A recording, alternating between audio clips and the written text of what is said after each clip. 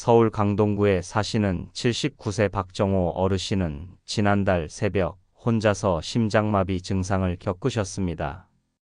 갑작스러운 통증은 마치 가슴을 망치로 내리치는 듯 했고 숨은 가빠지고 팔까지 저려오는 느낌이 밀려왔습니다. 평소에도 가슴이 답답하거나 숨이 찬 날이 있었지만 그날만큼은 뭔가 달랐다고 회고하십니다.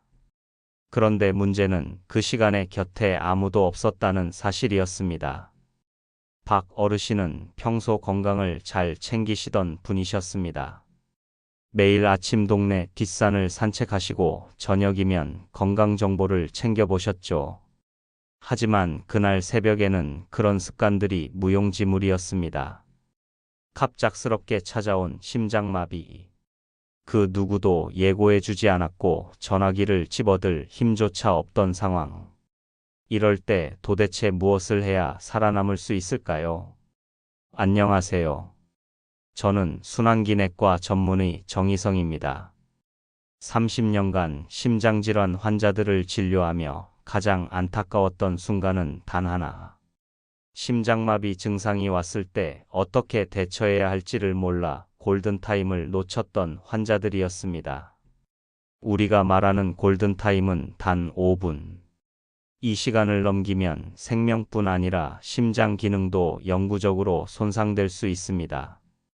그런데 심장마비는 병원에서 오는 것이 아니라 대부분은 집안에서, 더 정확히는 혼자 있을 때 발생합니다. 이 영상을 끝까지 보시지 않으면 여러분은 가장 중요한 그 5분을 잃게 되실 수도 있습니다. 지금 이 순간 자신의 가슴을 손으로 짚어보며 질문해 보셔야 합니다. 나는 그날 박 어르신처럼 혼자 있을 때 심장마비가 오면 무엇을 할 수 있을까? 먼저 심장마비의 전조 증상을 알고 계셔야 합니다. 가슴 중앙에서 조이는 듯한 통증이 5분 이상 지속된다면 단순한 흉통이 아닐 가능성이 높습니다. 통증이 팔, 목, 턱 등으로 퍼진다면 더더욱 주의해야 합니다. 숨이 가빠오고 식은땀이 나며 불안한 느낌이 함께 들었다면 심장마비 가능성이 큽니다. 박 어르신도 이와 같은 증상을 느끼셨습니다. 하지만 어디서부터 무엇을 해야 할지 몰랐습니다. 혹시라도 지금 혼자 계시는 분들 꼭 기억하셔야 합니다. 단 3가지만이라도 오늘 배우고 가시면 여러분의 생명을 지킬 수 있습니다. 첫째, 앉은 자세에서 몸을 고정하세요. 심장에 부담이 가는 것을 줄이기 위해 갑자기 눕거나 무리하게 움직이면 오히려 위험합니다. 등받이에 기대거나 벽에 등을 붙여 상체를 약간 세운 상태로 안정되게 앉는 것이 가장 좋습니다. 숨이 조금은 편해질 것입니다. 둘째, 기침을 이용한 심장 마사지 기법입니다. 아직 구급차를 부를 수 없고 주변에 도움을 청할 수 없는 상황이라면 깊게 숨을 들이마신 후 강하게 기침하는 것을 2초 간격으로 반복하세요. 의학적으로 기침 심장소생술이라고 불리는 이 방법은 잠깐이나마 심장 박동을 유지시키는 데 도움이 됩니다. 박 어르신도 당시 어렴풋이 TV에서 들은 적이 있다며 기침을 반복하시다가 일시적으로 통증이 덜해졌다고 하셨습니다. 셋째, 가능하다면 즉시 휴대폰의 음성 명령 기능을 사용해 119에 전화하세요. 요즘 대부분의 스마트폰은 119 전화해라고 말하면 자동으로 전화를 걸 수 있도록 설정되어 있습니다. 손을 쓸 수 없을 정도로 증상이 심할 경우 이 기능이 생명줄이 될 수 있습니다. 혹시 지금 사용하고 계신 스마트폰에 이 기능이 설정되어 있는지 꼭 확인해 보시길 바랍니다. 그리고 여기서 잠깐, 아직 많은 분들이 잘 모르는 한 가지. 바로 평소에 심장약이나 아스피린을 복용 중이셨던 분들은 응급 상황 시 혀 밑에 두고 녹여 먹는 방식으로 흡수율을 높여야 한다는 사실입니다. 나중에 알려드릴 어느 어르신의 사례는 이 방법 하나로 극적으로 생명을 건진 이야기입니다. 이 이야기는 후반부에서 공개될 예정이니 끝까지 시청해 주세요. 지금 이 순간도 어딘가에서 심장마비로 쓰러지고 있는 누군가가 있을 것입니다. 그리고 그 누군가가 바로 나일 수도 있습니다. 박 어르신은 다행히 이 세 가지를 기억하고 계셨고, 덕분에 구급차 도착 전까지 의식을 잃지 않을 수 있었습니다. 박정호 어르신이 병원 중환자실에서 눈을 뜨셨을 때 의료진은 이미 심장 초음파와 혈액 검사, 심전도 촬영을 모두 마친 상태였습니다. 의사는 어르신께 이렇게 설명했습니다. 심근경색이었습니다. 하지만 놀랍게도 그 심근경색은 하루아침에 생긴 것이 아니었다는 사실이 밝혀졌습니다. 여러분, 여기서 꼭 아셔야 할 중요한 진실이 하나 있습니다. 심장마비는 갑자기 찾아오는 것처럼 보이지만 사실은 오랜 시간 누적된 결과로 발생합니다. 다시 말해, 오늘 먹은 삼겹살 때문이 아니라 10년 전부터 쌓여온 생활습관이 문제였던 것이죠. 박 어르신도 말씀하셨습니다. 자신이 심장이 약하다고 생각해 본 적 한 번도 없었다고요. 하지만 병원에서 나온 결과는 달랐습니다. 심장 혈관 3곳 중 2곳이 70% 이상 막혀 있었고, 이미 수차례 경미한 협심증 증세가 있었던 것으로 보인다고 했습니다. 문제는 본인이 그걸 단순한 소화불량이나 가벼운 근육통으로 착각하고 지나쳤다는 것이었습니다. 30년간 수많은 환자들을 보면서 한 가지 공통점을 발견했습니다. 대부분의 어르신들이 심장에 통증이 와도 이를 심각하게 받아들이지 않는다는 점입니다. 특히 가슴이 뻐근하지만 좀 누우면 괜찮아진다, 날이 더워서 그런가 보다 하고 넘기는 경우가 많습니다. 하지만 심장은 경고 없이 멈추는 장기가 아닙니다. 사실은 이미 수개월, 수년 전부터 다양한 경고 신호를 보내고 있었습니다. 단지 우리가 그걸 못 알아챘을 뿐입니다. 그래서 제가 오늘 반드시 알려드리고 싶은 것이 있습니다. 바로 심장마비가 오기 전 몸이 보내는 5가지 경고 신호입니다. 첫째, 가슴 가운데가 조여오는 듯한 느낌이 들고 이 통증이 5분 이상 지속될 때입니다. 이 통증은 단순히 칼로 찌르는 것 같은 느낌이 아니라 마치 무거운 돌덩이를 얹은 듯한 압박감입니다. 둘째, 왼쪽 팔이나 턱, 어깨 등 쪽으로 통증이 퍼지는 경우입니다. 이 부위는 심장과 연결된 신경과 밀접한 관계가 있어 문제의 징후를 이곳에서 느낄 수 있습니다.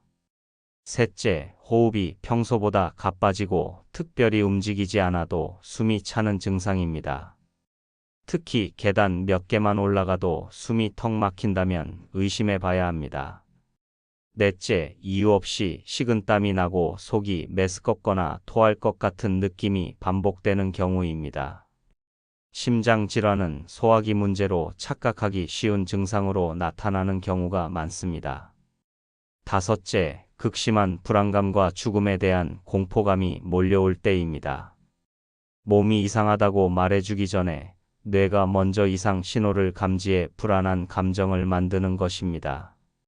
이 중 단 하나라도 자주 반복되거나 최근 들어 심해졌다고 느껴지신다면 꼭 병원을 찾아 검사를 받아보셔야 합니다. 심장마비는 갑작스럽게 일어나는 사건이지만 그 뿌리는 아주 오래전부터 자라고 있었던 것입니다. 박 어르신은 이렇게 말씀하셨습니다. 아마 한 달 전부터 심장이 두근거리며 어지럽고 숨이 찼던 날이 많았다고요. 하지만 그때는 그냥 나이가 들어서 그렇겠지 하고 넘기셨습니다. 문제는 바로 그 생각입니다.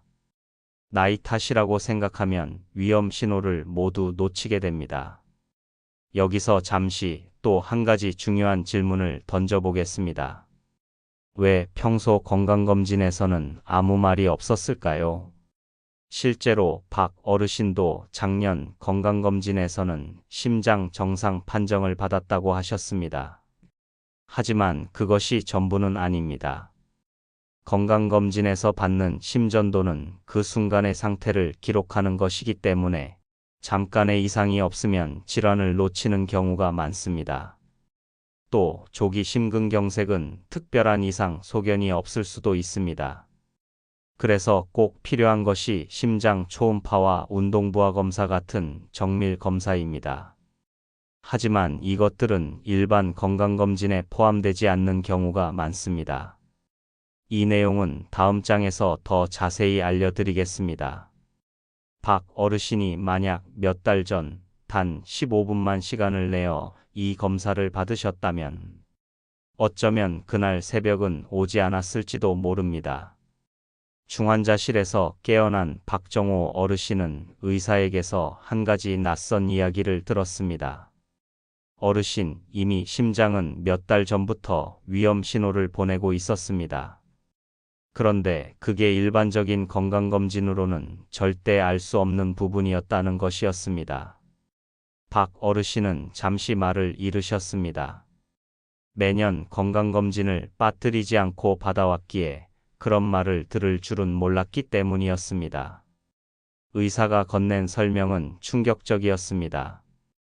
평소 받는 기본 심전도는 누워있는 정지 상태에서의 심장 리듬만 측정하는 것이기 때문에 이상이 감지되지 않으면 그냥 지나가는 경우가 많다고 했습니다.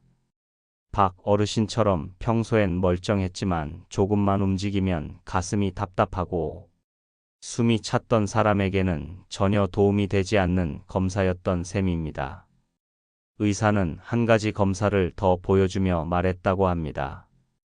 이 검사가 어르신을 살렸습니다. 그것은 운동부와 심전도였습니다. 헬스장 러닝머신처럼 생긴 기계 위에서 천천히 걷기 시작하면서 심장의 반응을 관찰하는 검사였는데 박 어르신이 속도를 조금만 높이자마자 심전도의 이상 반응이 나타났던 것이죠. 이걸 보고서야 의료진은 심장혈관 중 두 곳이 70% 이상 좁아졌다는 사실을 알 수 있었습니다. 그뿐만이 아니었습니다. 추가로 시행된 심장 초음파에서는 심장의 좌심실 부위가 예전만큼 튼튼하게 수축하지 못하고 있다는 결과가 나왔습니다. 겉보기엔 정상이지만 실제로는 심장 기능이 이미 떨어지고 있었던 겁니다. 정지된 화면에서 본 것이 아니라 움직이는 심장을 실시간으로 관찰한 덕분이었습니다. 그 결과 박 어르신은 적절한 시점에 시술을 받을 수 있었고 그 새벽 이후 심장은 다시 안정된 박동을 되찾게 되었습니다. 의사는 박 어르신에게 마지막으로 한 가지를 덧붙였습니다. 그날 새벽 이전에도 심장은 여러 차례 조용히 도움을 청하고 있었다고요. 계단 오를 때 숨이 가쁘고 명치 끝이 뻐근했던 날들이 그 경고였다고 했습니다. 그런데 대부분의 사람들이 그것을 나이 탓, 위장 문제, 혹은 단순한 피로라고 생각하고 지나쳐 버린다고 말했습니다. 박 어르신은 병실 창가를 바라보며 지난 몇 달을 되짚으셨다고 합니다. 여름 내내 숨이 차서 에어컨을 너무 틀었나 싶었던 날들, 아침마다 가슴이 두근거려 불면 때문이라 넘겼던 순간들, 모두 심장의 신호였다는 걸 뒤늦게 알게 되셨습니다. 그 깨달음 이후 박 어르신은 스스로의 생활을 완전히 바꾸기로 결심하셨습니다. 식단은 담백하게 조절하고 하루에 20분씩 꾸준히 걷는 산책을 시작하셨습니다. 무엇보다 약을 절대 거르지 않고 시간 맞춰 복용하셨습니다. 그렇게 3달이 지나고 다시 진행된 운동부하 검사에서 박 어르신의 심장 기능은 이전보다 눈에 띄게 안정된 모습을 보였습니다. 의사도 놀랄 만큼 빠른 회복이었고 무엇보다 중요한 건 어르신의 표정에 다시 생기가 돌기 시작했다는 것이었습니다. 박 어르신은 말씀하셨습니다. 이제서야 알겠다. 건강검진은 숫자만 보는 게 아니라 내 몸의 느낌 하나하나를 기록하는 게 더 중요하다는 걸요. 그리고 덧붙이셨습니다. 심장은 말이 없지만 참 많이도 참아주더군요. 그걸 너무 늦게 알아챘다고 하셨습니다. 아직 알려드리지 않은 게 하나 더 있습니다. 심장이 본격적으로 멈추기 전 단 몇 분 사이에 할 수 있는 한 가지 행동. 그리고 그 행동을 미리 연습해둔 어르신이 어떤 기적을 만들어냈는지. 그 비밀은 다음 장에서 이어서 알려드리겠습니다. 지금 이 순간에도 어딘가에서 심장이 조용히 신호를 보내고 있을지 모릅니다. 그 신호를 읽을 준비가 되셨는지 다시 한번 스스로에게 물어보셔야 할 때입니다. 전북 완주에 사시는 81세 조병호 어르신은 지난 겨울 어느 날 아침 일찍 일어나 평소처럼 마당을 걸으시다가 갑자기 가슴을 부여잡으셨습니다. 말로 표현할 수 없는 통증이 밀려왔고 팔은 저려오고 숨이 막혀왔습니다. 주위에는 아무도 없었습니다. 가족들은 모두 출근했고 핸드폰은 거실 테이블 위에 있었습니다. 하지만 조 어르신은 그 위기의 순간 무너지지 않으셨습니다. 놀랍게도 평소에 본 건강 프로그램에서 들은 내용을 떠올리셨다고 했습니다. 그때 들은 이야기 하나가 그의 생명을 살린 셈이었습니다. 바로 기침 심폐소생술이었습니다. 조 어르신은 등받이에 등을 기대고 앉아 깊게 숨을 들이마신 다음 배에 힘을 주어 최대한 강하게 기침하셨습니다. 단순한 기침이 아니라 마치 무언가를 토해내듯 깊고 강한 기침이었습니다. 2초 간격으로 반복된 기침은 심장 박동을 유지하는 데 도움을 주었습니다. 그렇게 1분, 2분, 3분 시간이 지나면서 그 극심했던 통증이 조금씩 누그러지기 시작했습니다. 마침내 힘겹게 거실로 기어가 핸드폰을 집어들고 음성으로 119에 구조 요청을 하셨습니다. 구급대원이 도착했을 때 조 어르신은 의식을 유지한 상태였고 병원으로 이송된 뒤 의사는 이렇게 말했습니다. 어르신, 아주 적절하게 심장을 지탱해 주셨습니다. 만약 그대로 쓰러졌다면 이송 전에 심장이 멈췄을 가능성이 컸습니다. 여러분, 여기서 반드시 기억하셔야 할 것이 있습니다. 심장이 멈추는 순간 우리가 할 수 있는 일은 제한되어 있습니다. 하지만 단 몇 분이라도 시간을 벌 수 있다면 그건 생명을 지키는 황금 시간입니다. 조 어르신이 보여준 방법은 의학적으로도 설명이 됩니다. 강한 기침은 가슴 속 압력을 일시적으로 높여 심장으로 혈액을 밀어내는 효과를 냅니다. 마치 인공적인 흉부 압박처럼 작용하는 것입니다. 이 기침 심장소생술은 전문 의료인이 아닌 일반인이 혼자 있을 때 사용할 수 있는 극히 드문 응급기술입니다. 단, 평소 건강에 큰 이상이 없고 의식을 유지하고 있으며 쓰러지기 직전의 가슴 통증 상태일 때만 사용할 수 있다는 점을 반드시 기억하셔야 합니다. 갑작스럽게 의식을 잃은 상태에서는 무리하게 기침을 시도하면 오히려 위험할 수 있습니다. 조 어르신은 이후 병원에서 협심증 진단을 받고 스텐트 시술을 받으셨습니다. 지금은 매일같이 혈압과 맥박을 확인하고 아침엔 30분씩 마을을 산책하며 지내고 계십니다. 가장 인상 깊었던 건 이런 말씀이었습니다. 나는 그날 기침으로 살았지만 평소 준비된 지식이 없었다면 아무것도 할 수 없었을 거요. 그 말이 참 깊게 다가왔습니다. 심장마비는 누구에게나 찾아올 수 있습니다. 하지만 준비된 사람만이 그 순간을 넘길 수 있습니다. 조 어르신이 살아남을 수 있었던 건 단지 운이 좋았던 것이 아니라 사전에 정보를 알고 있었기 때문이었습니다. 그렇다면 지금 시청하고 계신 여러분도 준비할 수 있습니다. 지금 스마트폰 음성 호출 기능이 켜져 있는지 확인해 보시고 119 전화해라는 말이 통하는지 실험해 보시기 바랍니다. 평소에도 혈압, 혈당, 심전도에 대해 관심을 갖고 기록을 남겨두는 습관이 필요합니다. 그리고 무엇보다 중요한 건 낯선 증상을 절대 넘기지 않는 것입니다. 가슴 통증, 숨참, 왼팔 저림 같은 이상이 느껴졌다면 다음날 병원을 가도 되는 일이 아닙니다. 바로 움직이셔야 합니다. 박 어르신과 조 어르신 두 분 모두 공통점이 있었습니다. 단 한 가지의 지식, 단 몇 분의 준비가 생사를 갈랐습니다. 여러분은 지금 어떤 준비가 되어 있으신가요? 아직 말씀드리지 못한 또 하나의 핵심이 남아 있습니다. 바로 심장에 문제가 생기기 전 우리 몸이 며칠 전부터 보내는 변화의 신호들입니다. 이것을 알아두면 심장마비를 막을 수 있는 결정적 단서를 미리 캐치할 수 있습니다.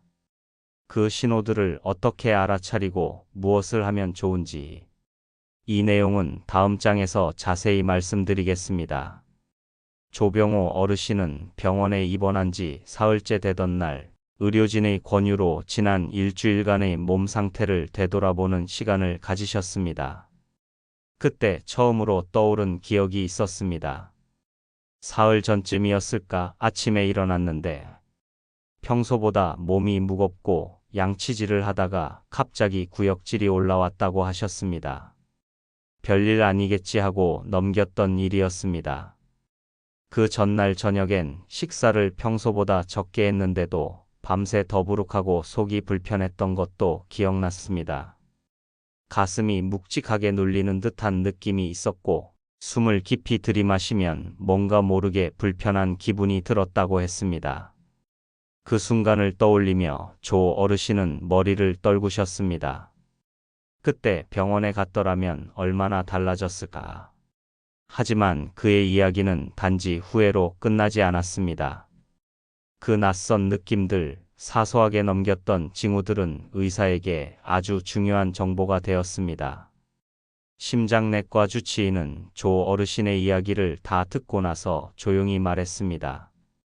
그게 바로 심장이 보내던 신호였다고요. 심장마비는 예고 없이 갑자기 오는 것처럼 보이지만 사실은 며칠 전부터 몸이 이상을 알려주는 경우가 많다고 했습니다. 단지 그 신호들이 가슴 통증처럼 명확하지 않아서 쉽게 놓쳐버릴 뿐이라는 설명이었습니다. 대부분의 환자들이 위장 문제로 착각하곤 한다고 했습니다.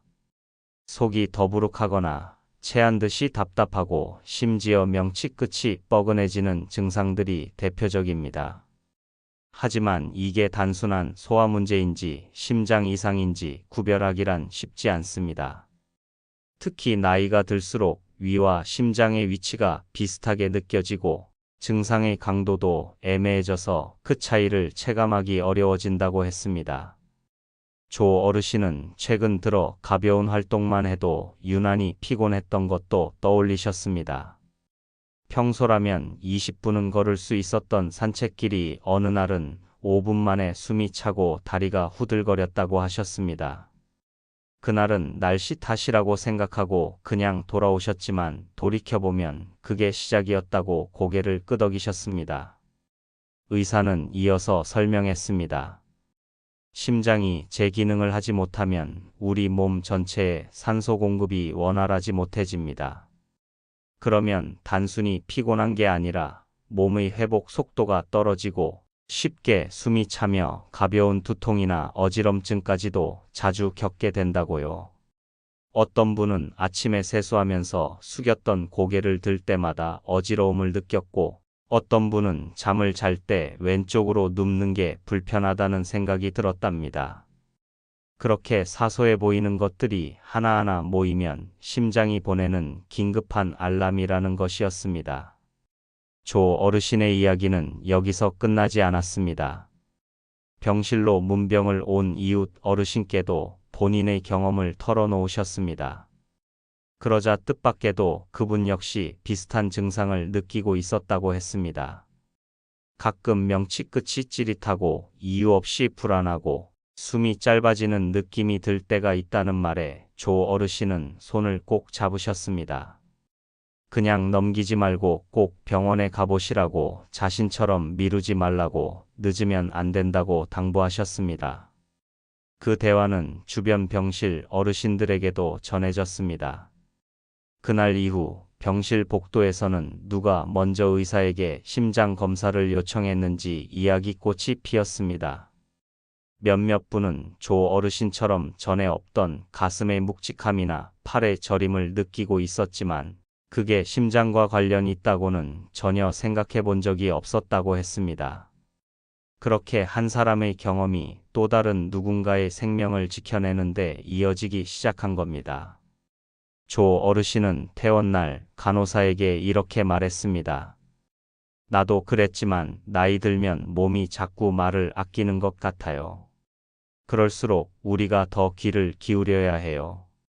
이 말은 곧 병원 벽에 붙은 건강 캠페인 문구가 되었습니다. 몸이 말을 아끼면 마음이 먼저 들어야 합니다. 누구나 공감할 수밖에 없는 진심 어린 한마디였습니다.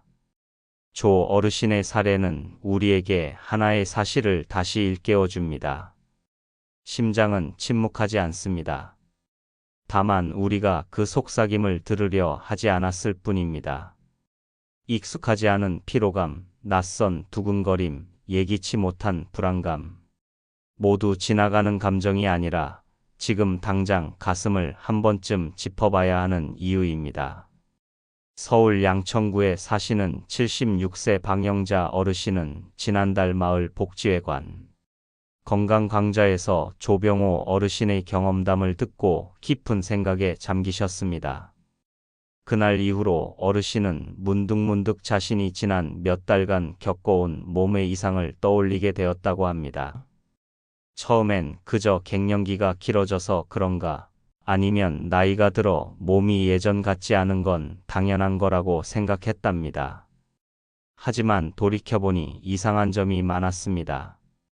아침에 일어날 때 손발이 뻣뻣하게 굳은 느낌이 들고 이불을 걷자마자 가슴이 묵직하게 눌리는 듯한 순간이 여러 번 있었습니다. 그럴 때면 어르신은 그냥 방바닥이 차가워서 그렇다고 넘기곤 하셨죠. 동네 친구들과의 산책도 예전엔 가볍게 다녀오던 길이 이제는 중간에 숨을 돌려야 겨우 걷게 되었고 계단 오르기는 어느 순간부터 피하게 되었다고 했습니다. 가장 기억에 남는 건 엘리베이터를 타고 올라가는 순간마다 심장이 빠르게 뛰는 것 같은 느낌과 함께 식은땀이 나는 일이 자주 생겼다는 겁니다. 어르신은 그걸 단순히 폐활량이 약해졌거나 나이에 따른 자연스러운 반응이라고 여겨왔습니다. 누구나 나이 들면 그렇지 않냐며 애써 무시해온 것이죠. 하지만 강좌를 들으며 생각이 바뀌었습니다. 조 어르신이 말씀하신 증상들과 너무도 비슷했던 겁니다.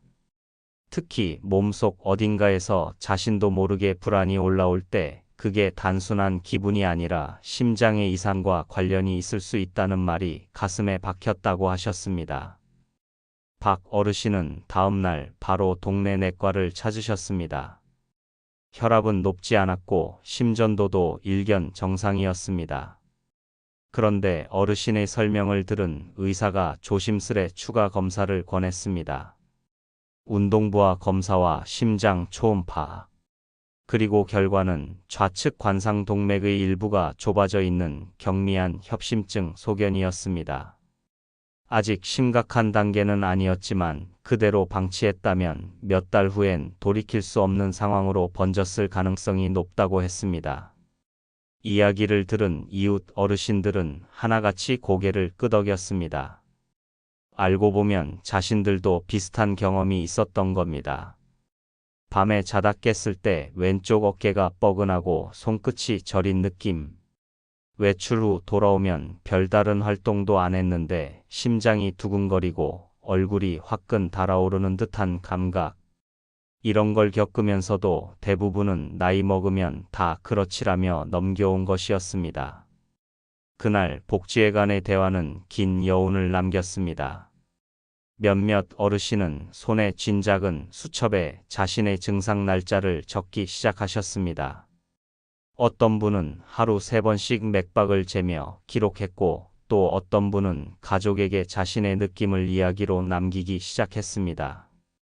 평소엔 아무도 묻지 않던 그 작은 감각들, 가볍게 넘겼던 몸의 소리들이 드디어 조명을 받기 시작한 겁니다. 박 어르신은 진료실에서 의사에게 이렇게 물었습니다. 어쩌면 이 나이에 너무 예민한 건 아닐까요? 그 말에 의사는 이렇게 답했습니다. 어르신, 예민한 게 아니라 들으실 준비가 되신 겁니다. 그 한마디는 어르신의 마음을 깊이 울렸습니다.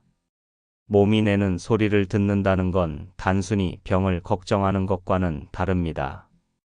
그것은 자신의 몸을 존중하고 그 신호에 귀를 기울이는 태도입니다. 그리고 그 태도가 결국 생명을 구하는 지름길이 됩니다. 나이가 들면 아프다는 말을 스스로에게조차 자주 하지 않게 됩니다. 주변에도 괜히 걱정을 끼치기 싫어 참고 넘어가는 날들이 많아지지요. 하지만 정작 그 참음이 병을 키우는 시작점이 됩니다.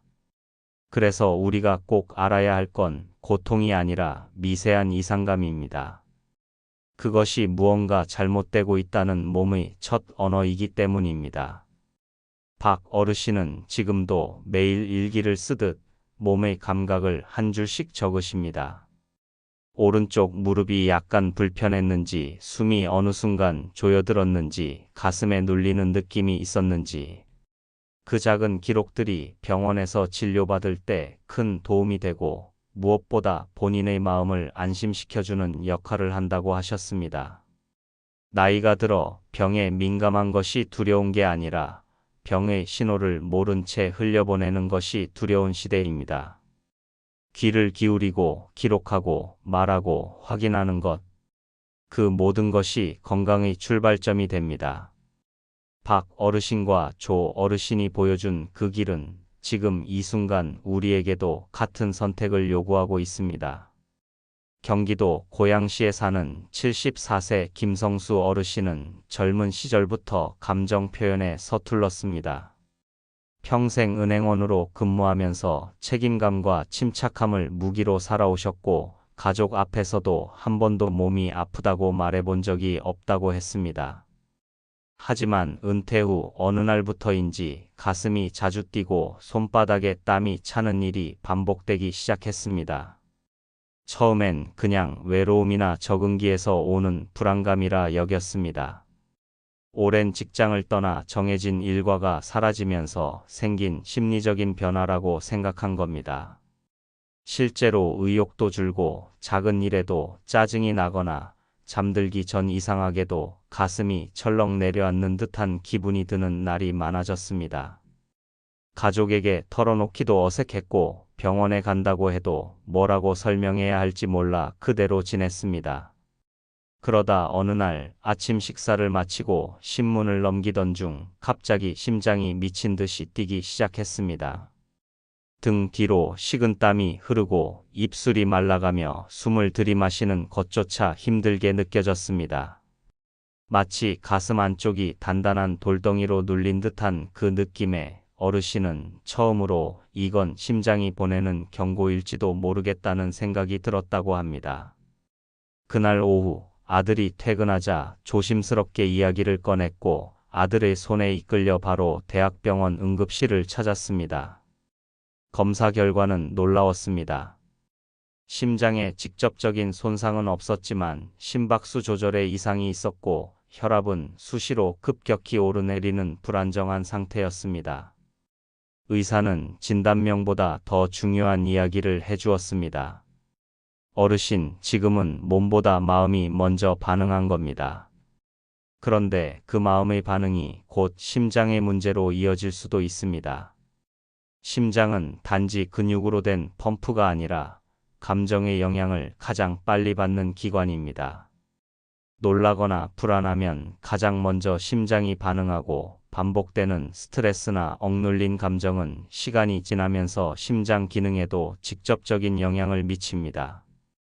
김 어르신처럼 겉보기엔 특별한 이상이 없어도 실제로는 심장이 계속해서 버티고 있는 상태가 유지되고 있었던 겁니다. 병원에서 며칠을 지내며 어르신은 스스로에게 묻기 시작했습니다. 나는 왜 이렇게 참기만 했을까? 누군가에게 아프다고 말하는 게 왜 그리 어려웠을까? 건강은 몸의 문제가 아니라 그 말을 꺼내는 용기에서부터 시작된다는 걸 깨달았다고 하셨습니다. 결국 심장은 말하지 않는 감정까지도 고스란히 짊어지고 있었던 것입니다. 퇴원 후 어르신은 작은 변화들을 하나씩 실천하셨습니다. 하루에 3번 맥박을 재며 스스로에게 상태를 물어보는 시간을 가졌고, 한 달에 1번은 아들과 함께 병원에 가는 습관을 만들었습니다. 무엇보다 중요한 건 혼잣말이라도 자신의 감정을 표현하려는 노력이었습니다. 거울 앞에서라도 오늘 기분이 어땠는지, 무슨 일이 불편했는지 말로 꺼내기 시작한 것이죠. 그리고 놀랍게도 그러한 작은 행동들이 실제 심장의 안정에 큰 영향을 주기 시작했습니다. 자주 뛰던 심박수가 점차 안정되고, 불규칙하던 혈압도 일정한 패턴을 보이기 시작했습니다. 의사는 말했습니다. 숫자가 좋아진 게 아니라 어르신이 스스로를 돌보려는 마음이 몸을 움직이기 시작한 겁니다. 이후 김 어르신은 노인의 건강 모임에서 자신의 이야기를 꺼내기 시작했습니다. 다들 아픈 건 참으면서도 불안하다는 말은 더더욱 못 꺼내는 이들이었기에 그의 고백은 큰 울림이 되었습니다. 어떤 어르신은 이렇게 말씀하셨습니다.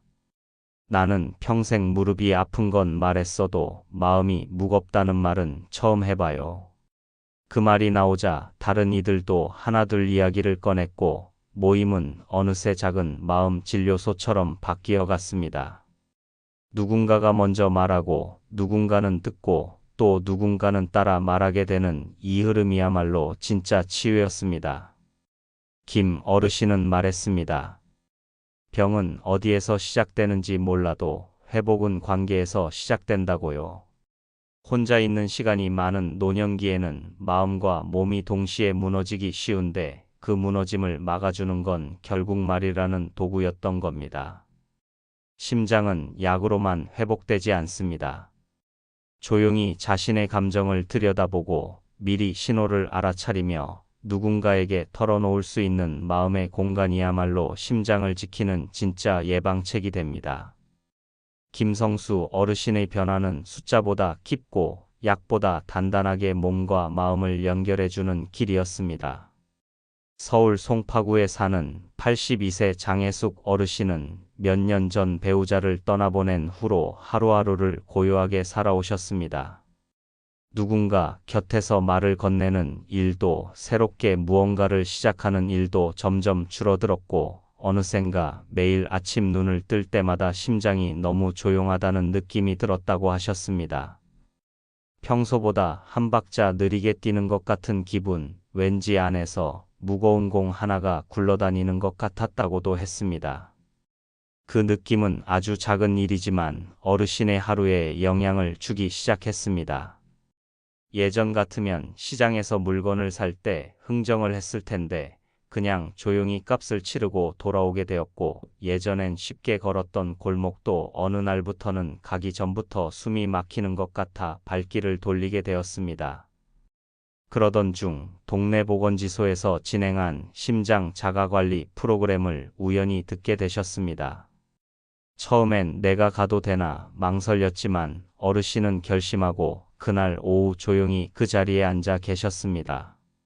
그 자리에서 들은 건 심장질환의 원인이나 통계가 아니라 바로 사람들의 얼굴이었습니다. 말없이 앉아있던 이웃 어르신들이 하나 둘씩 자신의 작은 이상을 말하기 시작했고, 놀랍게도 모두가 서로의 이야기에 고개를 끄덕이고 있었던 겁니다. 장 어르신은 그 순간 처음으로 생각하셨습니다. 아, 나만 이런 게 아니었구나. 그저 나이 들어 몸이 둔해진 게 아니라 내 몸이 뭔가를 말하고 있었구나. 그걸 내가 외면하고 있었던 거였구나. 그날 이후 어르신은 매일 저녁 작은 수첩에 하루 동안 느낀 심장의 감각을 기록하기 시작하셨습니다. 아침에 가슴이 갑자기 두근거렸지만 물을 마시니 조금 가라앉았다. 산책 중 갑자기 식은땀이 나서 가까운 그늘에 앉았다. 왼쪽 어깨가 당기듯 아팠고 집에 와서 벽에 등을 기대고 쉬니 조금 나아졌다. 이렇게 적다 보니 어떤 날은 평범한 하루였다는 사실도 기록되어 있었습니다.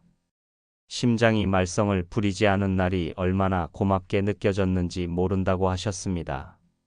어르신은 어느 날 자신보다 젊은 60대 이웃에게도 조심스럽게 그 수첩을 보여주었습니다. 그러자 그 이웃은 며칠 전 왼팔이 찌릿했던 일을 꺼내기 시작했고 가슴이 조이듯 답답했던 날이 있었지만 무시했다는 이야기도 나왔습니다. 수첩 한 권이 사람의 입을 열게 했고 입이 열리자 마음이 놓였습니다. 그렇게 시작된 하루의 기록이 점차 다른 이들에게도 번졌습니다. 그 기록들 속엔 공통점이 있었습니다. 모두 작은 이상을 그냥 넘기고 있었다는 것. 그건 통증이 아니라 직감이었습니다. 설명하기 어려운 뻐근함, 아무 이유 없는 가쁜 숨, 평소와 다른 두근거림. 심장은 말로 설명할 수 없는 방식으로 이미 경고를 보내고 있었던 겁니다. 장 어르신은 이 모든 경험 끝에 깨달았습니다. 혼자 있을 때 심장마비가 온다면 우리가 할 수 있는 건 단 3분을 버티는 기침이나 자세만이 아니라 그 이전의 예감을 듣는 연습이라고. 그 예감은 단지 몸의 반응이 아니라 삶의 패턴이 흔들릴 때 오는 아주 미묘한 변화들이었습니다. 지금 이 글을 보고 계신 분들도 아마 어딘가 불편한 감각을 무심히 넘기고 계실지 모릅니다. 그냥 속이 불편한 걸로, 피곤해서 그런 걸로, 나이 들어서 당연한 증상으로 치부하고 계실 수 있습니다. 하지만 지금 그 감각에 단 3초라도 귀를 기울여 보신다면 그건 단순한 불편함이 아니라 우리 몸이 보내는 감사한 신호일 수 있습니다. 이야기의 끝은 이렇게 이어집니다. 장 어르신은 이제 아침마다 거울을 보고 자신에게 묻는다고 합니다. 오늘도 심장은 잘 뛰고 있나요? 그리고 어르신의 답은 대부분 이렇습니다. 네, 오늘도 잘 버텨주고 있어요. 그렇게 하루를 시작하며 어르신은 자신이 더는 혼자가 아니라는 걸 실감하고 계십니다. 심장은 조용하지만 우리보다 먼저 알고 있습니다. 심장은 때로 몸보다 마음을 먼저 움직입니다. 그리고 심장은 우리가 들으려고 할 때 그제야 대답을 시작합니다. 그러니 오늘 이 순간 그 대답에 귀를 기울여 주세요. 지금 이 순간 당신의 심장은 당신에게 무엇을 말하고 있나요?